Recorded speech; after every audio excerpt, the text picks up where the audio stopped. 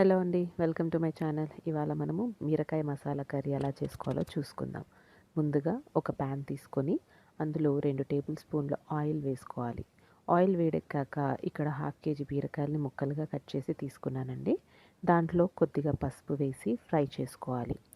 మనము బీరకాయ ముక్కల్ని ముందుగా ఇలా ఫ్రై చేయటం వల్ల కర్రీ అనేది చాలా టేస్టీగా ఉంటుంది అండ్ బీరకాయ ముక్కలు కూడా క్రిస్పీగా ఉంటాయి.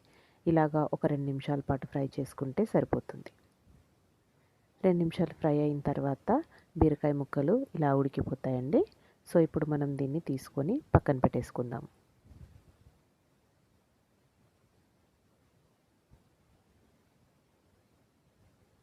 ఇప్పుడు అదే ప్యాన్లో ఇంకో 2 టేబుల్ స్పూన్ల ఆయిల్ని యాడ్ చేసుకోవాలి.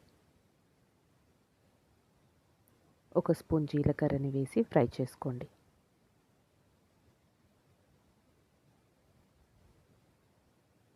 జీలకర్ర వేగిపోయిన తర్వాత ఇందులో ఒక ఉల్లిపాయ, 2-3 పచ్చిమిరపకాయలని ముక్కలుగా కట్ చేసుకొని ఫ్రై చేసుకోవాలి.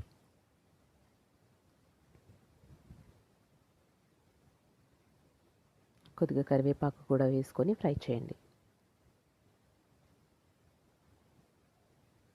ఉల్లిపాయ ముక్కలు వేగిపోయిన తర్వాత ఇందులో కొద్దిగా అల్లం వెల్లుల్లిపాయ పేస్ట్ వేసి పచ్చివాసన పోయేంత వరకు ఫ్రై చేసుకోండి. అల్లం వెల్లుల్లిపాయ పేస్ట్ కూడా వేగిపోయిన తర్వాత 2 మీడియం సైజ్ టమాటోల్ని ముక్కలుగా కట్ చేసుకొని వేసుకోవాలి. ఇందులో రుచికి సరిపడా ఉప్పు, కొద్దిగా పసుపు, కొద్దిగా కారం, 1 స్పూన్ ధనియాల పొడి, 1/2 స్పూన్ గరం మసాలా వేసి కలుపుకోవాలి. కలుపుకున్న తర్వాత దీన్ని మనము మూత పెట్టేసి మీడియం ఫ్లేమ్లో అప్పుడప్పుడు కలుపుతూ టమాటోలు మెత్తగా అయ్యేంత వరకు ఉడికించుకోవాలి. ఇలాగా టమాటోలు మెత్తగా ఉడికిపోయిన తర్వాత ఇందులో మనము 1 కప్పు పెరుగుని చిలక్కొట్టుకొని యాడ్ చేసుకోవాలి. పెరుగు యాడ్ చేసుకున్న తర్వాత బాగా కలుపుకొని మూత పెట్టేసి మీడియం ఫ్లేమ్లో ఒక 5 నిమిషాల పాటు పెరుగుని బాగా ఉడకనివ్వాలి.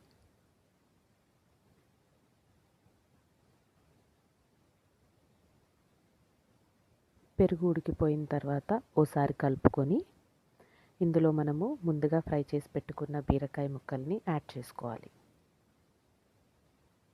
బీరకాయ ముక్కల్ని యాడ్ చేసుకున్న తర్వాత ఇందులో మనము ఒక 1/2 గ్లాస్ వాటర్ని కూడా యాడ్ చేసుకొని కలుపుకోవాలి. ఇలా కలుపుకున్న తర్వాత మూత పెట్టి ఒక 10 నిమిషాల పాటు మీడియం ఫ్లేమ్లో మధ్య మధ్యలో కలుపుతూ బీరకాయలని ఉడకనివ్వాలి. 10 నిమిషాల తర్వాత ఇలా ఆయిల్ అంతా పైకి వచ్చేస్తుందండి. ఇప్పుడు మనం ఇందులో కొద్దిగా కొత్తిమీర వేసి కలుపుకొని ఇంకో నిమిషం పాటు స్టవ్ పైన ఉంచితే సరిపోతుంది. అంతే అండి, మన బీరకాయ మసాలా కర్రీ రెడీ అయిపోయింది. దీన్ని మనము అన్నంతో కానీ చపాతీతో కానీ తింటే చాలా అంటే చాలా టేస్టీగా ఉంటుంది. ఓసారి ట్రై చేసి ఎలా ఉందో కమెంట్స్లో చెప్పండి. నచ్చిందా? నచ్చితే please like, share and subscribe. ఇంకా మంచి మంచి వీడియోస్ కోసం నా ఛానల్ని ఫాలో అవుతూనే ఉండండి. Thanks for watching.